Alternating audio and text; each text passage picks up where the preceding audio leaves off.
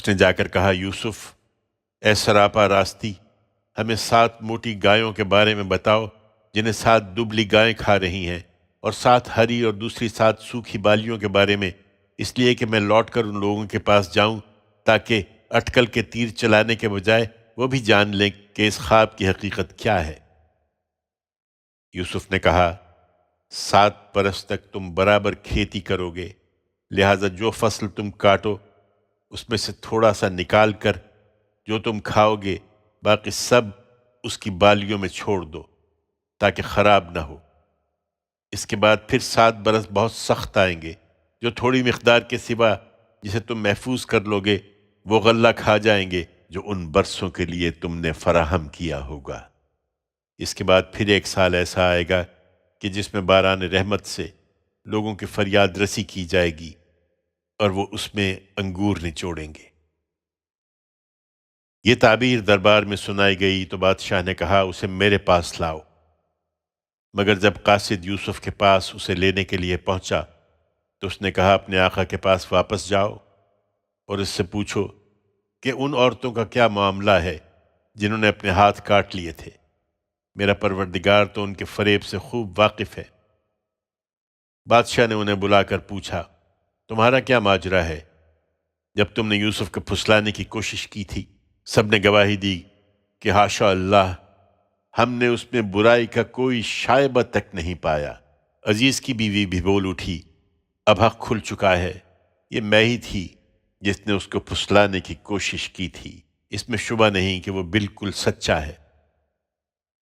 یوسف نے کہا، اس سے میری غرض یہ تھی کہ عزیز یہ جان لے کہ میں نے در پردہ اس کی خیانت نہیں کی تھی، اور یہ کہ جو خیانت کرتے ہیں ان کی چال کو اللہ چلنے نہیں دیتا۔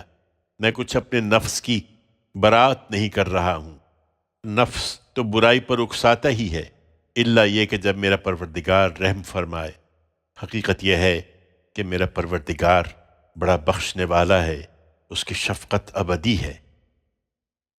بادشاہ نے کہا، اس کو میرے پاس لاؤ، میں اسے اپنے لیے خاص رکھوں گا۔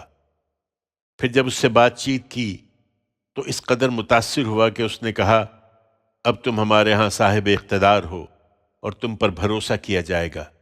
یوسف نے کہا، اس ملک کے خزانے میرے سپرد کر دیجئے، اس لیے کہ میں حفاظت کرنے والا بھی ہوں اور علم بھی رکھتا ہوں۔ یوسف کو اس طرح ہم نے اس ملک میں اقتدار عطا فرمایا، وہ اس میں جہاں چاہے اپنی جگہ بنائے۔ ہم اپنی رحمت سے جس کو چاہتے ہیں نوازتے ہیں، اور خوبی اختیار کرنے والوں کا اجر ہم کبھی ضائع نہیں کرتے۔ آخرت کا اجر البتہ ان لوگوں کے لیے اس سے کہیں بڑھ کر ہے جو ایمان لائے اور خدا سے برابر ڈرتے رہے۔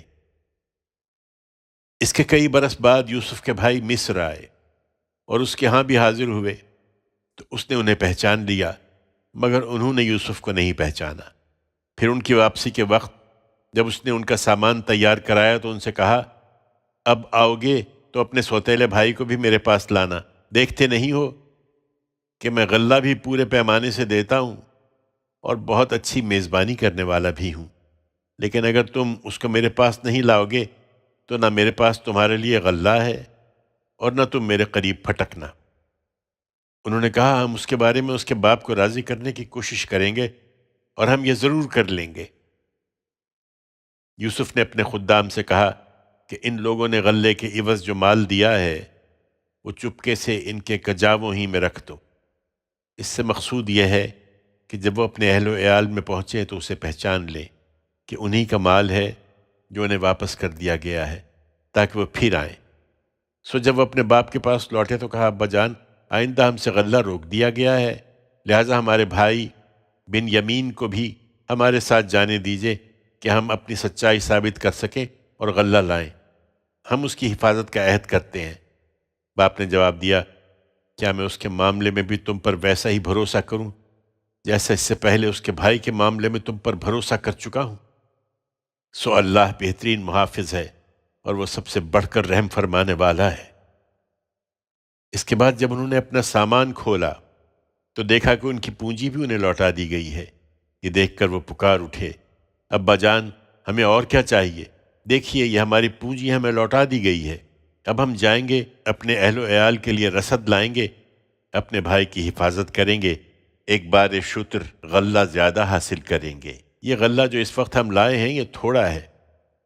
باپ نے جواب دیا، میں اس کو ہرگز تمہارے ساتھ نہ بھیجوں گا جب تک تم خدا کے نام پر مجھ سے عہد نہ کرو کہ تم اس کو ضرور میرے پاس واپس لاؤ گے، الا یہ کہ تم کہیں گھر جاؤ۔ سو اس کے اصرار پر جب انہوں نے اس کو اپنا پکا قول دے دیا تو اس نے کہا، یہ قول و قرار جو ہم کر رہے ہیں اس پر اللہ نگہبان ہے۔ پھر روانہ ہونے لگے تو اس نے ان کو ہدایت کی کہ میرے بیٹو، تم سب ایک ہی دروازے سے مصر کے دارالسلطنت میں داخل نہ ہونا، بلکہ الگ الگ دروازوں سے جانا۔ مجھے معلوم ہے کہ یہ محض ایک تدبیر ہے اور اللہ کے مقابل میں تمہارے کچھ بھی کام آنے والا نہیں ہوں۔ تمام اختیار تو اللہ ہی کا ہے، میں نے اسی پر بھروسہ کیا ہے اور بھروسہ کرنے والوں کو اسی پر بھروسہ کرنا چاہیے۔ چنانچہ جس وقت وہ شہر میں داخل ہوئے جہاں سے ان کے باپ نے ان کو ہدایت کی تھی، تو ایسا ہی تھا کہ اگر اللہ کی طرف سے ان کے لیے کچھ لکھا ہوتا تو اللہ کے مقابل میں وہ ان کے کچھ بھی کام آنے والا نہیں تھا۔ ہاں، بس یعقوب کے دل میں ایک خواہش تھی جو اس نے پوری کر لی۔ اس میں شبہ نہیں کہ وہ اس علم سے بہرہ مند تھا جو ہم نے اسے سکھایا تھا، مگر اکثر لوگ جانتے نہیں ہیں۔ اور یہ لوگ جب یوسف کے حضور پہنچے تو اس نے اپنے بھائی کو خاص اپنے پاس جگہ دی۔ پھر تنہائی کے کسی وقت میں اس نے اسے بتایا کہ میں تمہارا بھائی یوسف ہوں، سو جو کچھ یہ کرتے رہے ہیں اب اس کا غم نہ کرو۔ پھر ان کی واپسی کے وقت جب ان کا سامان تیار کرایا تو اپنا پیالہ از راہ محبت اپنے بھائی کے سامان میں رکھ دیا۔ اس کے بعد خدا کی قدرت سے ایسا ہوا کہ عین اسی وقت ایک پکارنے والے نے پکارا کہ قافلے والو، تم یقیناً چور ہو۔ انہوں نے ان کی طرف پلٹ کر پوچھا، تمہاری کیا چیز کھوئی گئی ہے؟ انہوں نے جواب دیا، ہم بادشاہ کا پیمانہ نہیں پا رہے ہیں۔ ان کے جمعدار نے کہا، اور جو اس کو لائے گا اس کے لیے ایک بار شتر غلہ ہے، میں اس کا ذمہ لیتا ہوں۔ یوسف کے بھائیوں نے کہا، خدا کی قسم، تمہیں معلوم ہے کہ ہم اس لیے نہیں آئے کہ اس ملک میں فساد کریں، اور ہم چوری کرنے والے لوگ نہیں ہیں۔ انہوں نے کہا، اگر تم جھوٹے ثابت ہوئے تو چور کی کیا سزا ہے؟ انہوں نے کہا، اس کی سزا جس کے سامان سے کھوئی ہوئی چیز نکلے وہ آپ ہی اپنی سزا میں رکھ لیا جائے۔ اس طرح کے ظالموں کو ہم یہی سزا دیا کرتے ہیں۔ اس پر اس شخص نے یوسف کے بھائی کی خرجی سے پہلے ان کی خرجیوں کی تلاشی لینا شروع کی۔ پھر بادشاہ کا پیمانہ تو نہیں ملا، لیکن اس کے بھائی کی خرجی سے اس نے وہ پیالہ برآمد کر لیا جو یوسف نے رکھا تھا۔ ہم نے اس طرح یوسف کے لیے اس کے بھائی کے روکنے کی تدبیر کی، اس لیے کہ بادشاہ کے قانون کی روح سے وہ اپنے بھائی کو روکنے کا مجاز نہ تھا، الا یہ کہ خدا ہی چاہے۔ ہم جس کے درجے چاہتے ہیں بلند کر دیتے ہیں، اور حقیقت یہ ہے کہ ایک علم والا ہر صاحب علم سے بالا تر ہے۔ بھائیوں نے یہ دیکھا تو کہا، اگر یہ چوری کرے تو کچھ تعجب کی بات نہیں ہے، اس سے پہلے اس کا ایک بھائی بھی چوری کر چکا ہے۔ یہ سراسر تہمت تھی، مگر یوسف نے اس کو اپنے دل ہی میں رکھا، ان پر اسے ظاہر نہیں کیا۔ بس اپنے جی میں اتنی بات کہہ کر رہ گیا کہ تم لوگ بڑے ہی برے ہو، اور جو کچھ تم بیان کر رہے ہو اللہ اس کو خوب جانتا ہے۔ انہوں نے کہا، اے عزیز، اس کا ایک بہت بوڑھا باپ ہے، سو اس کی جگہ آپ ہم میں سے کسی کو رکھ لیجئے، ہم دیکھ رہے ہیں کہ آپ بڑے نیک نفس انسان ہیں۔ یوسف نے کہا، خدا کی پناہ کہ جس کے پاس ہم نے اپنی چیز پائی ہے ہم اس کے سوا کسی اور کو پکڑیں، اس صورت میں تو ہم بڑے ہی ظالم ٹھہریں گے۔ اس کا یہ جواب سن کر جب وہ اس سے مایوس ہو گئے تو آپس میں مشورے کی غرض سے الگ بیٹھ گئے۔ ان کے بڑے نے کہا، کیا تم جانتے نہیں ہو کہ تمہارے باپ نے خدا کے نام پر تم سے پکا قول و قرار لیا ہے، اور اس سے پہلے یوسف کے معاملے میں جو تقصیر تم سے ہو چکی ہے اسے بھی جانتے ہو؟ لہٰذا میں تو اس سرزمین سے ٹلنے کا نہیں جب تک میرا باپ مجھے اجازت نہ دے یا اللہ میرے لیے کوئی فیصلہ فرما دے، اور وہ سب سے بہتر فیصلہ کرنے والا ہے۔ تم اپنے باپ کے پاس جاؤ اور ان سے کہو کہ ابا جان، آپ کے بیٹے نے چوری کی ہے، اور ہم نے وہی بات کہی ہے جو ہمارے علم میں آئی ہے، ہم غیب کے نگہبان نہیں ہیں۔ آپ اس بستی کے لوگوں سے پوچھ لیجئے جہاں ہم رہے ہیں، اور اس قافلے سے پوچھ لیجئے جس کے ساتھ ہم آئے ہیں، ہم بالکل سچے ہیں۔ ان کے باپ نے یہ داستان سنی تو کہا، نہیں، بلکہ تمہارے دل نے تمہارے لیے ایک بات بنا لی ہے، اس لیے صبر جمیل ہی بہتر ہے۔ امید ہے کہ اللہ ان سب کو میرے پاس لے آئے گا، یقیناً وہی علیم و حکیم ہے۔ اس نے یہ کہہ کر ان سے منہ پھیر لیا اور کہا، ہائے یوسف، اور غم سے اس کی آنکھیں سفید پڑ گئی تھیں اور وہ گھٹا جا رہا تھا۔ بیٹوں نے کہا، خدا کی قسم، آپ یوسف ہی کو یاد کیے جائیں گے، یہاں تک کہ اپنے آپ کو گھلا دیں گے یا ہلاک ہو جائیں گے۔ اس نے کہا، میں اپنی پریشانی اور اپنے غم کا شکوہ اللہ ہی سے کرتا ہوں، اور اللہ کی طرف سے وہ باتیں جانتا ہوں جو تم نہیں جانتے۔ میرے بیٹو، جاؤ، یوسف اور اس کے بھائی کی ٹوہ لگاؤ، اور اللہ کی رحمت سے مایوس نہ ہو۔ اللہ کی رحمت سے تو صرف منکر لوگ ہی مایوس ہوتے ہیں۔ پھر جب وہ اگلی مرتبہ یوسف کی پیشی میں داخل ہوئے تو انہوں نے گڑ گڑا کر عرض کیا، اے عزیز، ہم اور ہمارے اہل و عیال بڑی مصیبت میں مبتلا ہیں، اور ہم کچھ حقیر سی پونجی لے کر حاضر ہو گئے ہیں، سو عنایت فرمائیے اور ہمیں پورا غلہ دیجیے اور ہم پر خیرات بھی کیجیے۔ اس میں شبہ نہیں کہ اللہ خیرات کرنے والوں کو اچھا بدلہ دیتا ہے۔ ان کی یہ التجا سن کر یوسف سے رہا نہ گیا۔ اس نے کہا، تمہیں کچھ پتہ ہے کہ جب تم جہالت میں مبتلا تھے تو یوسف اور اس کے بھائی کے ساتھ تم کیا کر گزرے؟ وہ چونک کر بولے، کیا واقعی میں تم ہی یوسف ہو؟ اس نے کہا، ہاں، میں یوسف ہوں، اور یہ میرا بھائی ہے۔ اللہ نے ہم پر عنایت فرمائی ہے۔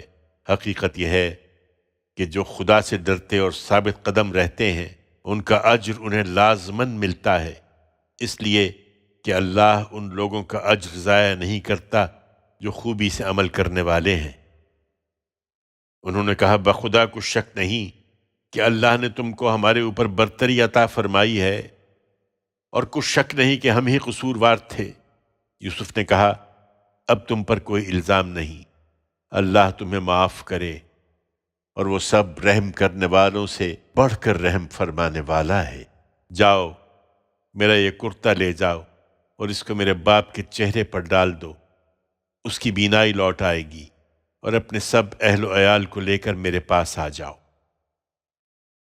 جب یہ قافلہ مصر سے روانہ ہوا تو ان کے باپ نے کنعان میں اپنے گھر کے لوگوں سے کہا، اگر تم یہ نہ کہو کہ بڑھاپے میں سٹھیا گیا ہوں تو میں یوسف کی خوشبو محسوس کر رہا ہوں۔ لوگوں نے کہا، خدا کی قسم، آپ ابھی تک اپنے اسی پرانے خبت میں مبتلا ہیں۔ پھر جب یہ ہوا کہ خوشخبری دینے والا پہنچ گیا، اس نے کرتا یعقوب کے چہرے پر ڈال دیا تو یکایک اس کی بینائی لوٹ آئی۔ تب اس نے کہا، میں نے تمہیں بتایا نہ تھا کہ میں اللہ کی طرف سے وہ کچھ جانتا ہوں جو تم نہیں جانتے؟ یوسف کے بھائی بول اٹھے، ابا جان، آپ ہمارے گناہوں کی معافی کے لیے دعا کریں، واقعی ہم خطا کار تھے۔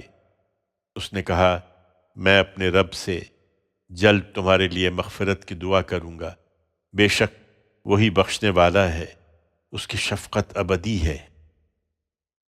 پھر جب یہ لوگ یوسف کے پاس پہنچے، اس نے اپنے والدین کو خاص اپنے پاس جگہ دی اور کہا، مصر میں اللہ چاہے تو امن چین سے رہیے۔ اپنے گھر پہنچ کر اس نے اپنے والدین کو تخت پر بٹھایا اور سب بے اختیار اس کے لیے سجدے میں جھک گئے۔ یوسف نے کہا، ابا جان، یہ میرے اس خواب کی تعبیر ہے جو میں نے پہلے دیکھا تھا۔ میرے پروردگار نے اس کو حقیقت بنا دیا۔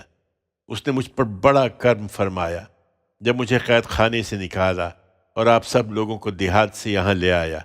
اس کے باوجود کہ شیطان نے میرے اور میرے بھائیوں کے درمیان فساد ڈلوا دیا تھا، حقیقت یہ ہے کہ میرا پروردگار جو کچھ چاہتا ہے اس کے لیے نہایت مخفی راہیں نکال لینے والا ہے۔ حقیقت یہ ہے کہ وہی علیم و حکیم ہے۔ پروردگار، تو نے مجھے اقتدار میں حصہ عطا فرمایا اور باتوں کی تعبیر کر لینے کے علم میں سے بھی سکھا دیا۔ زمین اور آسمانوں کے بنانے والے، دنیا اور آخرت میں تو ہی میرا کارساز ہے، مجھے اسلام پر موت دے اور اپنے نیک بندوں کے زمرے میں شامل فرما۔ یہ سرگزشت غیب کی خبروں میں سے ہے، اسے ہم تمہاری طرف وحی کر رہے ہیں۔ اے پیغمبر، تم اس وقت ان کے پاس موجود نہ تھے جب یوسف کے بھائیوں نے اپنا ارادہ پختہ کر لیا تھا اور وہ اس کے خلاف سازش کر رہے تھے۔ اس کے باوجود ان لوگوں کی اکثریت کا حال یہ ہے کہ تم خواہ کتنا ہی چاہو وہ ایمان لانے والے نہیں ہیں۔ تم اس خدمت پر ان سے کوئی اجر نہیں مانگ رہے ہو کہ وہ گریز و فرار کی راہیں تلاش کریں۔ یہ تو صرف ایک یاد دہانی ہے دنیا والوں کے لیے۔ وہ تم سے نشانی مانگتے ہیں، درا حال ہے کہ زمین اور آسمانوں میں کتنی ہی نشانیاں ہیں جن پر سے وہ گزرتے ہیں اور ان کی کچھ پرواہ نہیں کرتے۔ ان میں سے اکثر خدا کو اسی طرح مانتے ہیں کہ ساتھ ہی اس کے شریک ٹھہرائے ہوئے ہیں۔ پھر کیا وہ اپنے ان شریکوں پر بھروسہ کر کے مطمئن ہو گئے ہیں کہ ان پر خدا کے عذاب کی کوئی آفت آ پڑے یا ان پر اچانک قیامت آ جائے اور وہ اس سے بالکل بے خبر ہوں؟ ان سے صاف صاف کہہ دو، یہ میری راہ ہے، میں اللہ کی طرف بلاتا ہوں پوری بصیرت کے ساتھ، میں بھی اور وہ بھی جو میری پیروی اختیار کیے ہوئے ہیں۔ اور سن لو کہ اللہ شرک کی تمام آلائشوں سے پاک ہے اور میں مشرکوں میں سے نہیں ہوں۔ انہیں تعجب ہے کہ ایک آدمی رسول بن کر آ گیا ہے۔ تم سے پہلے بھی اے پیغمبر ہم نے جتنے رسول بھیجے سب انہی بستیوں کے رہنے والے آدمی ہی تھے، ہم ان کی طرف وحی کرتے تھے۔ پھر کیا یہ لوگ زمین میں چلے پھرے نہیں ہیں کہ اپنی آنکھوں سے دیکھ لیتے کہ ان لوگوں کا انجام کیا ہوا جو ان سے پہلے تھے؟ حقیقت یہ ہے کہ آخرت کا گھر ان لوگوں کے لیے کہیں بہتر ہے جنہوں نے تقوی اختیار کر لیا ہے۔ پھر کیا سمجھتے نہیں ہو؟ یہ عذاب کے لیے جس طرح جلدی مچا رہے ہیں ان کے اگلے بھی اسی طرح مچاتے رہے، یہاں تک کہ جب ان کے رسول ان سے مایوس ہو گئے اور وہ لوگ بھی خیال کرنے لگے کہ ان سے جھوٹ کہا گیا تھا کہ ان پر کوئی عذاب آنے والا ہے، تو ہماری مدد پیغمبروں کو پہنچ گئی۔ پھر ان کو بچا لیا گیا جنہیں ہم چاہتے تھے کہ بچا لیں، اور مجرم لوگوں سے ہمارا عذاب ٹالا نہیں جا سکتا۔ ان کی سرگزشتوں میں عقل والوں کے لیے بلا شبہ بہت کچھ سامان عبرت ہے۔ یہ قرآن کوئی گھڑی ہوئی بات نہیں ہے، بلکہ جو اس سے پہلے موجود ہے اس کی تصدیق ہے، اور ہر چیز کی تفصیل جو ہدایت کے لیے ضروری ہے، اور ان لوگوں کے لیے ہدایت اور رحمت جو ماننے والے ہیں۔ الرعد، اللہ کے نام سے جو سراسر رحمت ہے، جس کی شفقت ابدی ہے۔ یہ سورہ الف لام میم را ہے۔ یہ کتاب الہی کی آیتیں ہیں، اور تمہارے پروردگار کی طرف سے جو کچھ تم پر نازل کیا گیا ہے وہ سراسر حق ہے، مگر تمہاری قوم کے اکثر لوگ مان نہیں رہے ہیں۔ اللہ ہی ہے جس نے آسمانوں کو ایسے ستونوں کے بغیر اونچا بنا کھڑا کیا ہے جو تم کو نظر آتے ہوں۔ پھر وہ اپنے تخت سلطنت پر متمکن ہوا، اور اس نے سورج اور چاند کو ایک قانون کا پابند بنایا۔ ان میں سے ہر ایک مقرر وقت کے لیے گردش کر رہا ہے۔ وہی نظم عالم کی تدبیر فرماتا ہے، وہ اپنی ان نشانیوں کی وضاحت کرتا ہے، اس لیے کہ تم اپنے پروردگار کی ملاقات کا یقین کرو۔ اور وہی ہے جس نے زمین کو بچھایا اور اس میں پہاڑوں کے کھوٹے گاڑے اور ندیاں بہا دیں، اور اس میں ہر طرح کے پھلوں کے جوڑے پیدا کیے۔ وہ رات کو چادر کی طرح دن پر اڑا دیتا ہے۔ یقیناً ان سب چیزوں میں ان لوگوں کے لیے نشانیاں ہیں جو غور کریں۔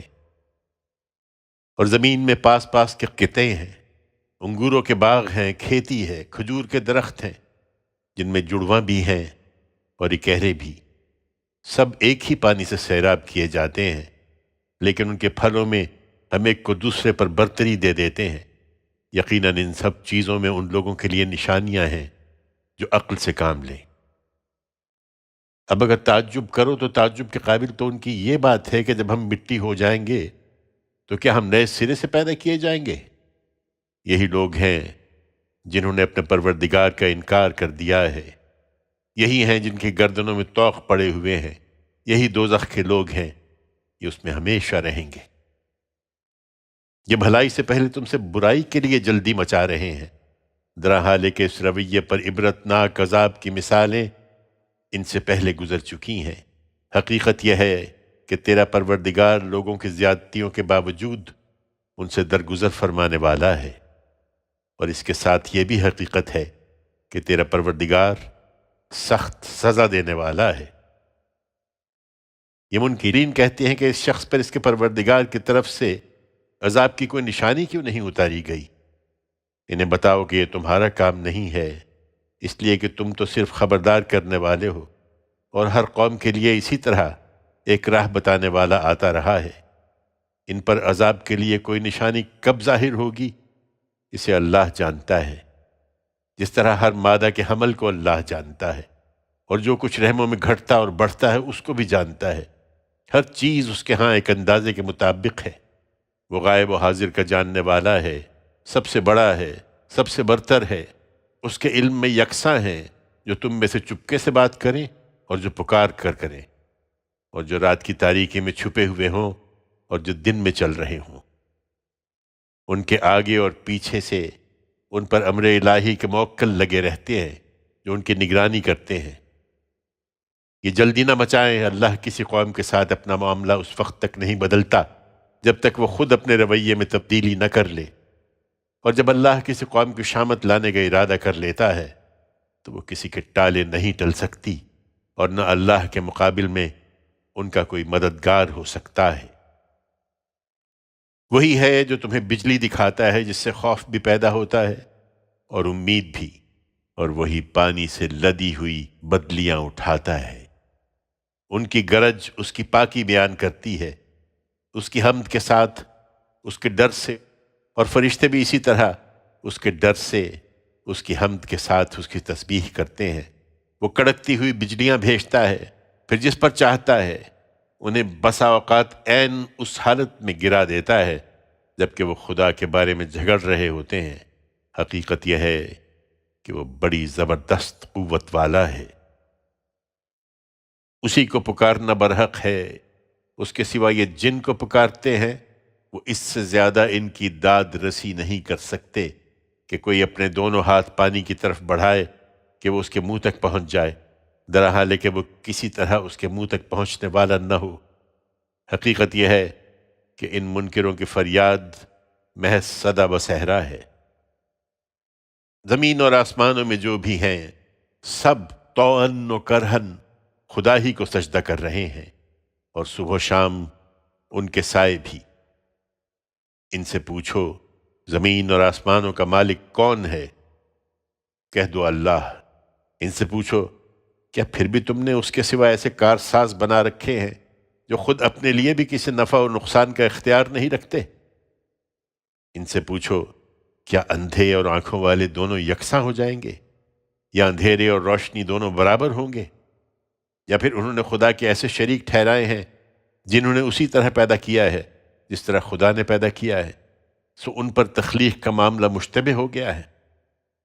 انہیں بتا دو کہ ہر چیز کا خالق اللہ ہی ہے، اور وہ یکتا ہے، سب پر غالب ہے۔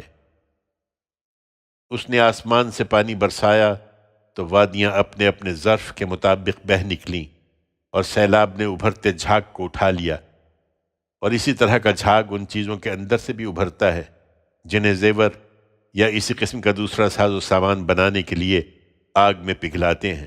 اللہ اسی طرح حق اور باطل کو ٹکراتا ہے، سو جھاگ تو رائے گا جاتا ہے، اور جو چیز لوگوں کا نفع پہنچانے والی ہے وہ زمین میں ٹھہر جاتی ہے۔ اللہ اسی طرح مثالیں بیان کرتا ہے جن سے تم اس حقیقت کو بھی سمجھ سکتے ہو کہ جن لوگوں نے اپنے رب کی دعوت کو لبیک کہا ان کے لیے اچھا انجام ہے، اور جنہوں نے اس کی دعوت قبول نہیں کی ان کا حال یہ ہوگا کہ انہیں اگر وہ سب کچھ حاصل ہو جائے جو زمین میں ہے اور اسی کے برابر اور بھی، تو سب اپنی رہائی کے لیے دے ڈالیں۔ یہی لوگ ہیں جن کا حساب برا اور جن کا ٹھکانہ جہنم ہوگا، اور وہ کیا ہی برا ٹھکانہ ہے۔ سو کیا جو شخص یہ جانتا ہے کہ جو کچھ تمہارے پروردگار کی طرف سے تمہاری طرف اتارا گیا ہے وہ حق ہے، اس شخص کے مانند ہو جائے گا جو اندھا ہے؟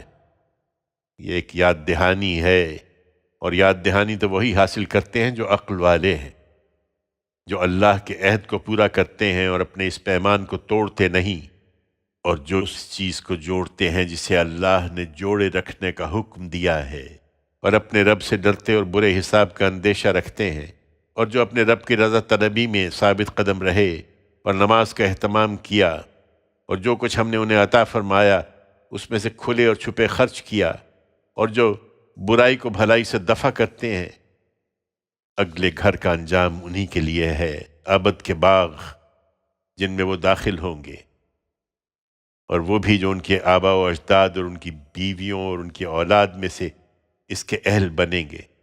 فرشتے ہر دروازے سے ان کے پاس آئیں گے اور کہیں گے تم لوگوں پر سلامتی ہو، اس لیے کہ تم ثابت قدم رہے۔ سو کیا ہی خوب ہے یہ اگلے گھر کا اچھا انجام۔ اس کے برخلاف جو اللہ کے عہد کو اس کے باندھ لینے کے بعد توڑ دیتے ہیں، اور جسے اللہ نے جوڑنے کا حکم دیا ہے اسے کاٹتے ہیں، اور اس طرح زمین میں فساد پھیلاتے ہیں، وہی ہیں جن کے لیے لعنت ہے، اور جن کے لیے اس کا گھر نہایت برا انجام بھی ہے۔ اللہ جس کو چاہتا ہے رزق کی فراخی عطا فرماتا ہے، اور جس کے لیے چاہتا ہے اسے تنگ کر دیتا ہے۔ یہ اس حقیقت کو نہیں سمجھے اور اسی دنیا کی زندگی پر ریجھے ہوئے ہیں۔ درا حال ہے کہ دنیا کی یہ زندگی آخرت میں محض ایک متاع حقیر ہی نکلے گی۔ یہ منکرین کہتے ہیں کہ اس کے پروردگار کی طرف سے اس شخص پر کوئی نشانی کیوں نہیں اتاری گئی؟ ان سے کہہ دو اللہ جس کو چاہتا ہے اپنے قانون کے مطابق اسی طرح گمراہ کر دیتا ہے، اور اپنا راستہ انہی کو دکھاتا ہے جو اس کی طرف متوجہ ہوں، جو ایمان لائے اور جن کے دل اللہ کی اس یاد دہانی سے مطمئن ہوتے ہیں۔ سنو اللہ کی اس یاد دہانی ہی سے دلوں کو اطمینان حاصل ہوتا ہے۔ جو ایمان لائے اور جنہوں نے اچھے عمل کیے ان کے لیے خوشخبری ہے اور اچھا ٹھکانہ ہے۔ ہم نے اسی طرح اے پیغمبر ایسی کسی نشانی کے بغیر ہی تم کو ایک ایسی قوم میں رسول بنا کر بھیجا ہے جس سے پہلے بہت سی قومیں گزر چکی ہیں، اس لیے کہ تم انہیں وہ پیغام سنا دو جو ہم نے تم پر وحی کیا ہے، ہر چند وہ خدائے رحمان کا انکار کر رہے ہیں۔ ان سے کہو کہ وہی میرا پروردگار ہے، اس کے سوا کوئی الہ نہیں، میں نے اسی پر بھروسہ کیا ہے اور جانتا ہوں کہ ایک دن اسی کی طرف لوٹنا ہے۔ حقیقت یہ ہے کہ اگر کوئی ایسا قرآن بھی ہوتا جس سے پہاڑ چلنے لگتے یا زمین ٹکڑے ہو جاتی یا اس سے مردے بولنے لگتے تو کیا یہ ایمان لے آتے؟ نہیں، یہ تمہارا کام نہیں ہے کہ انہیں نشانیاں دکھاؤ، بلکہ تمام اختیار اللہ ہی کے ہاتھ میں ہے۔ پھر کیا ایمان والے یہ جان کر بھی ان سے مایوس نہیں ہوئے کہ اگر اللہ چاہتا تو سارے انسانوں کو ہدایت دے دیتا؟ تم دیکھتے رہو، ان منکروں پر برابر کوئی نہ کوئی آفت ان کے اعمال کی پاداش میں آتی رہے گی، یا ان کی بستی کے قریب کہیں نازل ہوتی رہے گی، یہاں تک کہ اللہ کا وعدہ آن پورا ہو۔ یقیناً اللہ اپنے وعدے کی خلاف ورزی نہ کرے گا۔ تم سے پہلے بھی رسولوں کا مذاق اڑایا گیا تو میں نے انکار کرنے والوں کو ڈھیل دی، پھر میں نے ان کو پکڑا تو دیکھو کہ کیسی تھی میری سزا۔ پھر کیا وہ جو ایک ایک شخص کے عمل کی خبر رکھنے والا ہے اور جو کسی بات پر قدرت نہیں رکھتے یکساں ہیں؟ اور انہوں نے اسی بنا پر اللہ کے شریک بنا لیے ہیں۔ ان سے کہو ان کے نام تو بتاؤ، کیا تم خدا کو ایسی چیز کی خبر دے رہے ہو جس سے وہ خود اپنی زمین میں بے خبر ہے، یا پھر اوپری باتیں کر رہے ہو؟ نہیں، بلکہ ان منکروں کے لیے ان کا فریب خوشنما بنا دیا گیا ہے اور یہ راہ حق سے روک دیے گئے ہیں۔ حقیقت یہ ہے کہ جنہیں اللہ اپنے قانون کے مطابق گمراہی میں ڈال دے انہیں کوئی راہ دکھانے والا نہیں ہے۔ ان کے لیے دنیا کی زندگی میں بھی عذاب ہے اور آخرت کا عذاب تو اس سے کہیں سخت ہے، اور انہیں کوئی اللہ سے بچانے والا نہ ہوگا۔ اس کے برخلاف اللہ سے ڈرنے والوں کے لیے جس جنت کا وعدہ کیا گیا ہے اس کی تصویر یہ ہے کہ اس کے نیچے نہریں بہہ رہی ہوں گی، اس کے پھل دائمی اور اس کا سایہ لازوال ہوگا۔ یہ ان لوگوں کا انجام ہے جو خدا سے ڈرنے والے ہیں، اور منکروں کا انجام یہ ہے کہ ان کے لیے دوزخ کی آگ ہے۔ ہم نے جن کو کتاب عطا فرمائی ہے وہ اس چیز سے خوش ہیں جو تمہاری طرف نازل کی گئی ہے، اور تمہارے منکرین کے گروہ میں ایسے بھی ہیں جو اس کی بعض چیزوں کو نہیں مانتے۔ تم ان کو صاف کہہ دو کہ مجھے حکم دیا گیا ہے کہ خدا ہی کی بندگی کروں اور کسی کو اس کا شریک نہ ٹھہراؤں۔ میں اسی کی طرف بلاتا ہوں اور اسی کی طرف میرا لوٹنا ہے۔ ہم نے یہ کتاب اسی لیے ایک فرمان کی حیثیت سے عربی میں اتاری ہے۔ اب اگر تم اس علم کے بعد جو تمہارے پاس آ چکا ہے ان کی خواہشوں کی پیروی کرو گے تو اللہ کے مقابل میں نہ تمہارا کوئی مددگار ہوگا نہ بچانے والا۔ انہیں اعتراض ہے کہ تم کوئی نشانی کیوں نہیں دکھاتے اور دنیاوی علائق کیوں رکھتے ہو۔ ہم نے اے پیغمبر تم سے پہلے بھی رسول بھیجے تھے، اور چونکہ انسان ہی تھے اس لیے ان کو بیویاں بھی دی تھیں اور اولاد بھی، اور کسی رسول کے اختیار میں نہیں تھا کہ وہ اذن الہی کے بغیر کوئی نشانی لا دکھائے۔ ہر چیز کے لیے ایک وقت ہے اور ہر وقت کے لیے ایک نوشتہ ہے۔ اللہ جو کچھ چاہتا ہے اس میں سے مٹا دیتا ہے، اور جس چیز کو چاہتا ہے باقی رکھتا ہے، اور اس نوشتے کی اصل اسی کے پاس ہے۔ ہم جو وعید انہیں سنا رہے ہیں اس کا کچھ حصہ ہم تمہیں دکھائیں یا تم کو وفات دیں اور اس کے بعد ان سے نمٹیں۔ بہر کیف تمہاری ذمہ داری صرف پہنچانا ہے اور ان کا حساب لینا ہمارا کام ہے۔ کیا یہ نہیں دیکھ رہے کہ اس سرزمین کو ہم اس کے کناروں سے کم کرتے ہوئے اس کی طرف بڑھ رہے ہیں؟ اللہ فیصلہ کرتا ہے، کوئی اس کے فیصلے کو ہٹانے والا نہیں ہے، اور وہ بہت جلد حساب چکا دینے والا ہے۔ جو ان سے پہلے گزرے ہیں انہوں نے بھی چالیں چلی تھیں، مگر چالیں سب اللہ کے اختیار میں ہیں۔ ہر ایک جو کچھ کر رہا ہے وہ اس کو جانتا ہے، اور یہ منکرین بھی ان قریب جان لیں گے کہ اگلے گھر کا اچھا انجام کس کے لیے ہے۔ یہ سب سننے کے بعد بھی تمہارے منکرین کہتے ہیں کہ تم خدا کے بھیجے ہوئے نہیں ہو۔ کہہ دو میرے اور تمہارے درمیان اللہ کی گواہی کافی ہے، اور ان لوگوں کی گواہی جن کے پاس کتاب کا علم ہے۔ ابراہیم اللہ کے نام سے جو سراسر رحمت ہے، جس کی شفقت ابدی ہے۔ یہ سورہ الف لام را ہے۔ یہ کتاب ہے جو ہم نے تمہاری طرف اتاری ہے اس لیے کہ تم لوگوں کو اندھیروں سے نکال کر روشنی میں لے آؤ، ان کے پروردگار کے اذن سے، اس خدا کے راستے کی طرف جو زبردست ہے، اپنی ذات میں آپ محمود ہے۔ وہی اللہ کہ آسمانوں اور زمین میں جو کچھ ہے سب اسی کا ہے۔ تم اس کا انکار کرو گے؟ یاد رکھو ان کے لیے جو اس کتاب کے منکر ہیں ایک شدید عذاب کی تباہی ہے۔ ان کے لیے جو دنیا کی زندگی کو آخرت پر ترجیح دیتے ہیں اور خدا کے راستے سے روکتے ہیں اور اس میں ٹیڑھ پیدا کرنا چاہتے ہیں، یہ لوگ بہت دور کی گمراہی میں ہیں۔ ان کے لیے یہ کتاب ان کی زبان میں اتاری گئی ہے، اور ہمارا طریقہ یہی ہے کہ ہم نے جو رسول بھی بھیجا ہے اس کی قوم کی زبان میں بھیجا ہے، اس لیے کہ وہ انہیں اچھی طرح کھول کر سمجھا دے۔ پھر اللہ جس کو چاہتا ہے اپنے قانون کے مطابق گمراہ کر دیتا ہے، اور جس کو چاہتا ہے ہدایت دیتا ہے۔ وہ زبردست ہے، بڑی حکمت والا ہے۔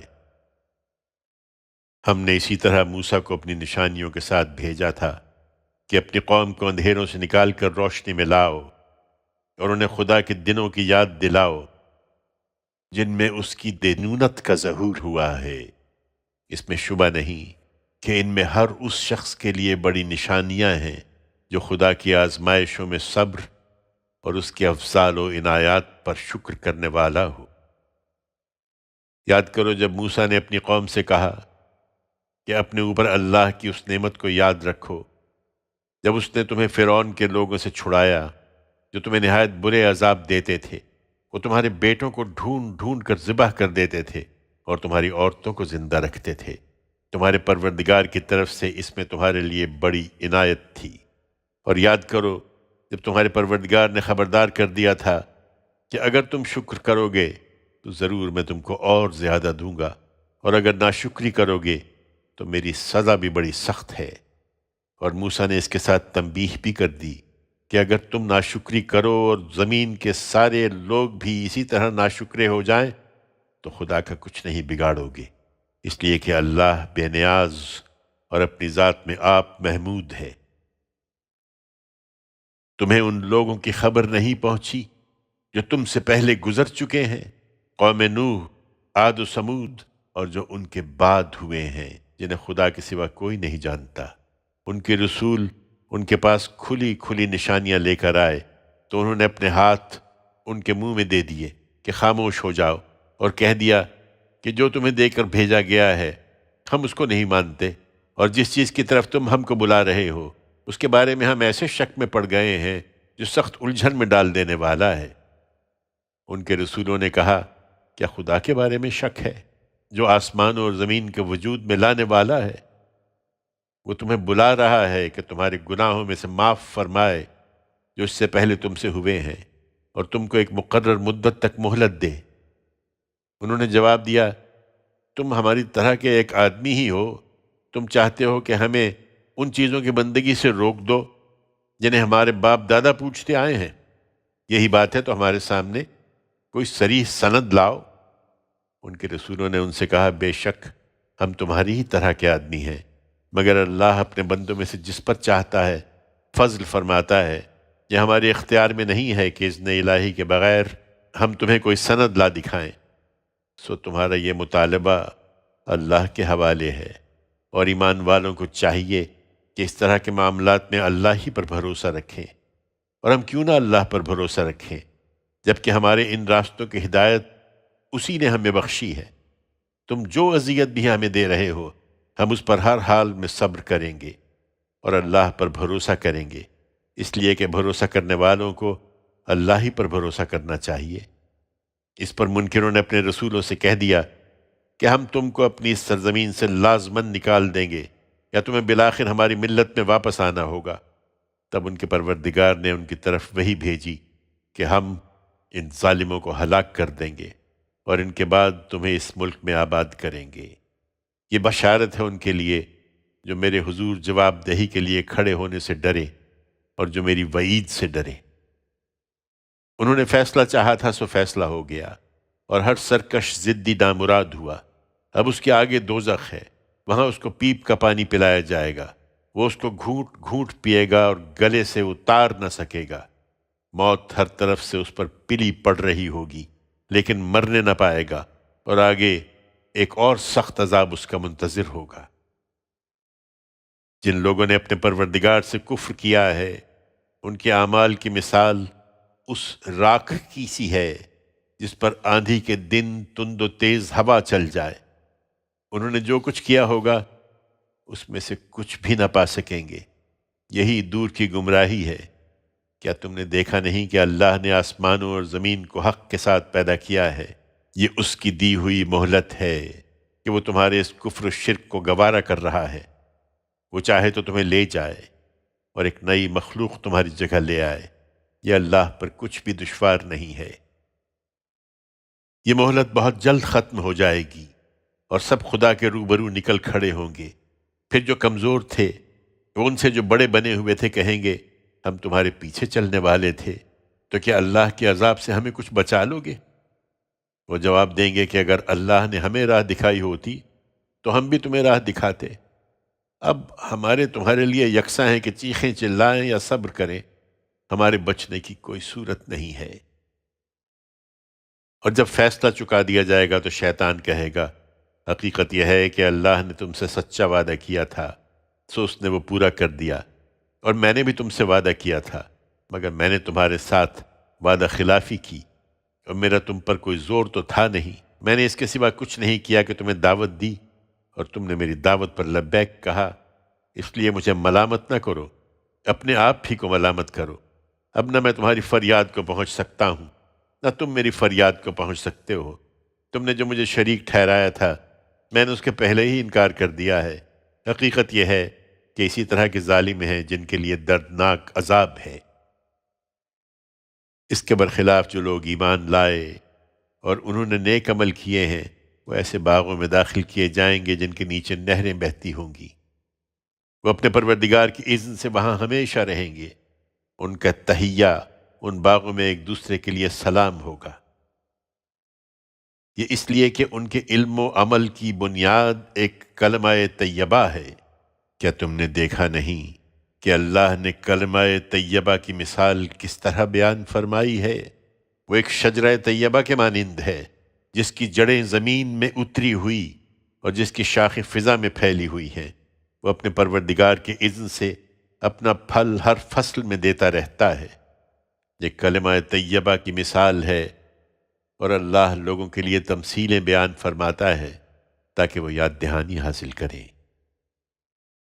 اور اس کے مقابل میں کلمہ خبیثہ کی مثال ایک شجرہ خبیثہ کی ہے جو زمین کے اوپر ہی سے اکھاڑ لیا جائے، اس کو کوئی ثبات نہ ہو۔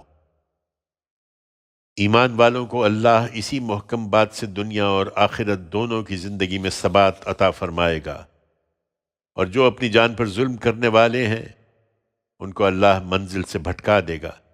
اللہ اپنے علم و حکمت کے مطابق جو چاہے کر گزرتا ہے۔ تم نے دیکھا نہیں ان لوگوں کو جنہوں نے اللہ کی نعمت کے بدلے میں ناشکری کی اور اپنی قوم کو ہلاکت کے گھر جہنم میں لا اتارا ہے؟ وہ اس میں داخل ہوں گے اور وہ کیا ہی برا ٹھکانہ ہے۔ انہوں نے اللہ کے شریک ٹھہرائے تاکہ لوگوں کو اس کے راستے سے بھٹکا دیں۔ ان سے کہو مزے کر لو، تمہارا ٹھکانہ بالآخر دوزخ ہی کی طرف ہے۔ اے پیغمبر، میرے جو بندے ایمان لے آئے ہیں ان سے کہہ دو کہ نماز کا اہتمام رکھیں، اور جو کچھ ہم نے ان کو عطا فرمایا ہے اس میں سے کھلے اور چھپے اللہ کی راہ میں خرچ کریں، اس سے پہلے کہ وہ دن آ جائے جس میں نہ خرید و فروخت ہوگی اور نہ کوئی دوستی کام آئے گی۔